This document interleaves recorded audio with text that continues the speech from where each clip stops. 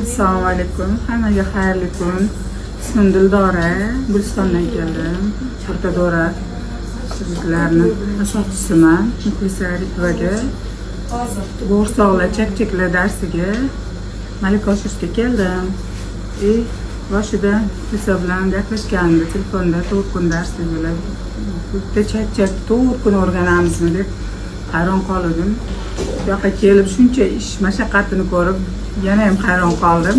Chunki ish oson, ko'zdan ko'rish oson, buni mashaqqati ancha ekan, o'ziga yarasha terish texnikalari oson emas ekan. Sizga 3-4 xil chak-chaklar, lochirani o'zini ham necha xil variantini o'rgandik. Bo'g'irsoqlarni ham 3-4 xil variantlarini o'rgandik. Maslahat beraman, kelib malaka oshirib, o'zingizga qilib, bemalol kelib Muxlisadan darslar o'rgansanglar bo'ladi. A'lo sifatda rahmat aytaman, Muxlisaga charchamasinlar.